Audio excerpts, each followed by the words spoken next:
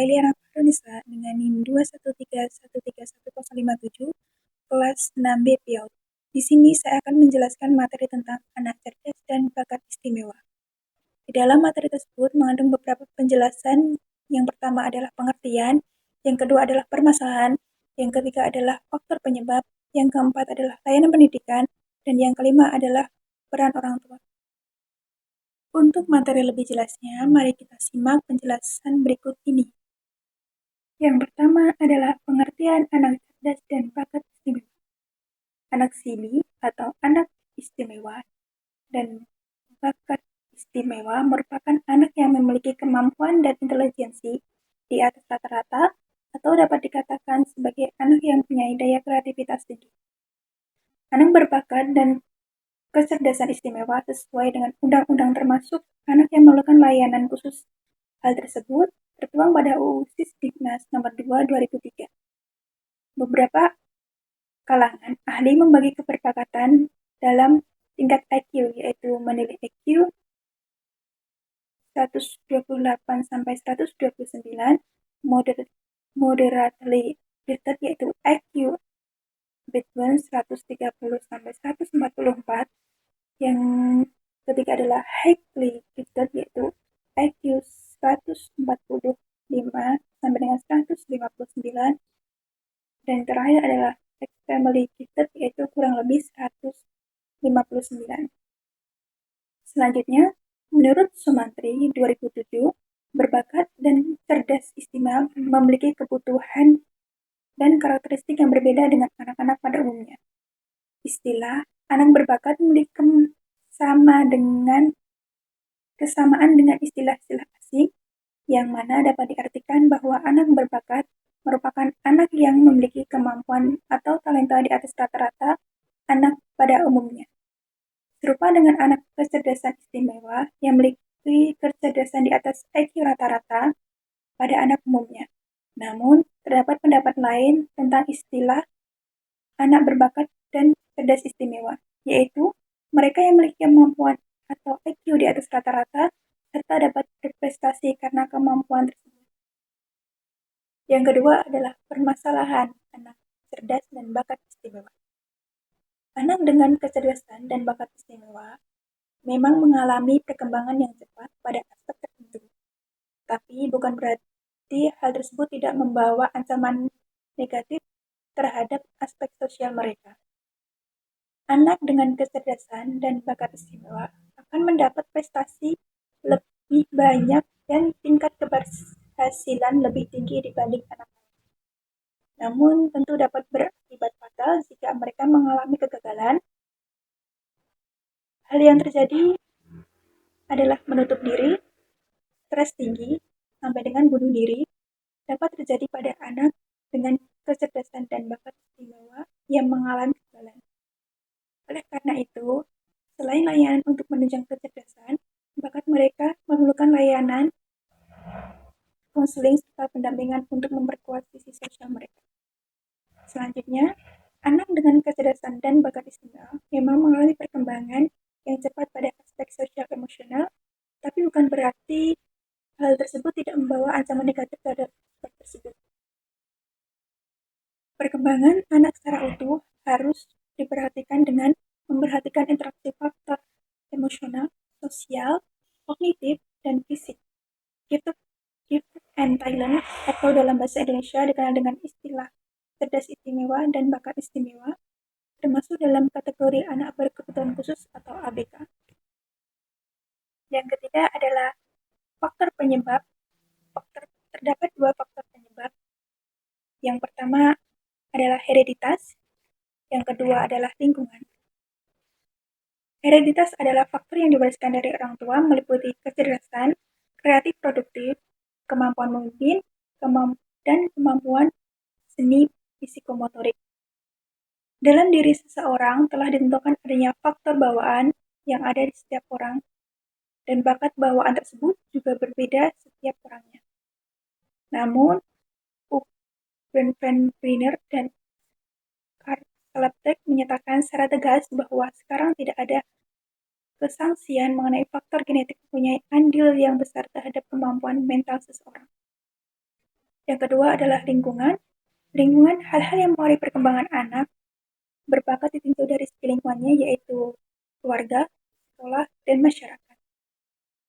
Lingkungan mempunyai peran yang sangat besar dalam mempengaruhi keberbakatan seseorang anak.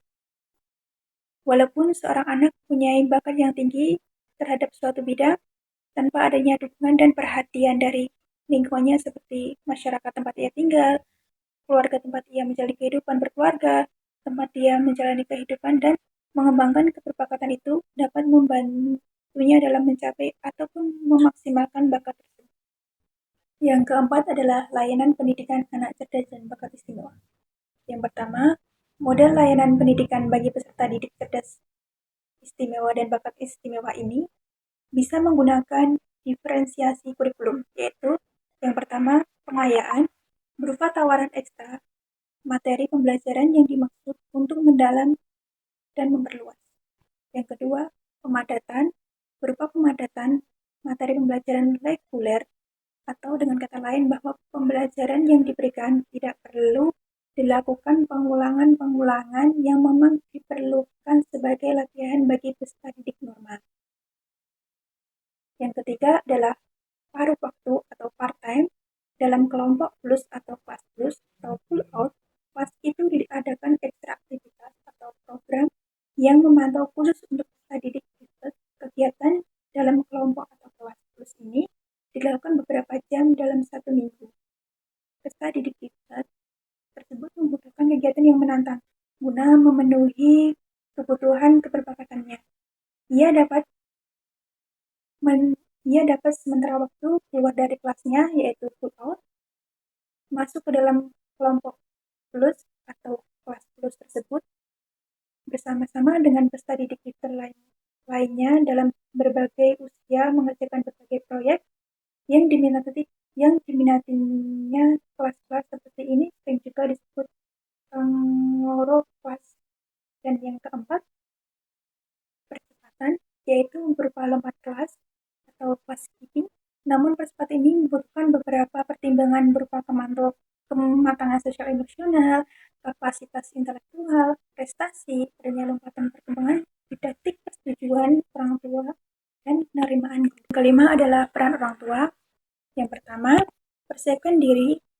Ada beberapa fase yang akan dilakukan orang tua, mirip menyangka, menyalahkan, hingga menerima keadaan. 2. Membuka diri secara bertahap, menerima keadaan anak serta tidak menyerah begitu saja. Setiap anak sempurna mempunyai kemampuan atau bakat. Sebagai akibatnya, orang tua perlu membantu anak buat melalui masa-masa ini. Yang ketiga, selalu pantaulah anak tidak berkembang sinkron usianya. Coba amati apa yang terjadi dengan bila menyaksikan sesuatu, segera ke dokter anak.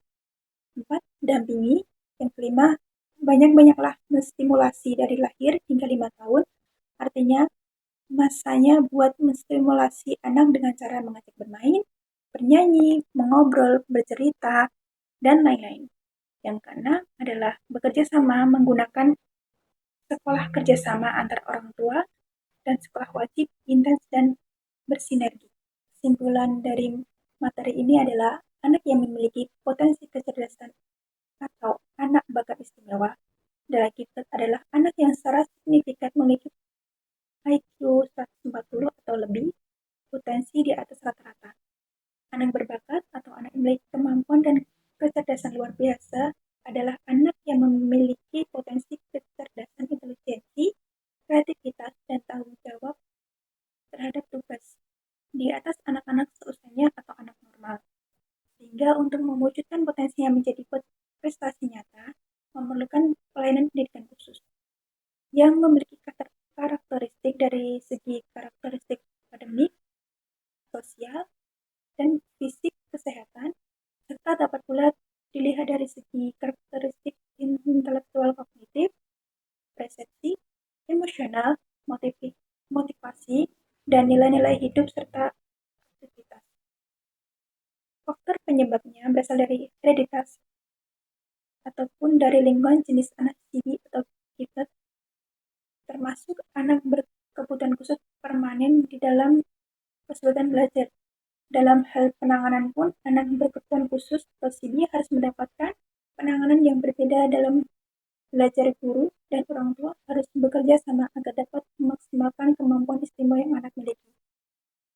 Materi tersebut diambil dari yang pertama ada buku Pendidikan Inklusi untuk ABK, yang kedua Jurnal Adimas Adibuana, Vol 02 nomor 01 Juli 2018. Baik, itu tadi materi yang dapat saya sampaikan. Bila ada salah kata, saya mohon maaf. Wassalamualaikum warahmatullahi wabarakatuh.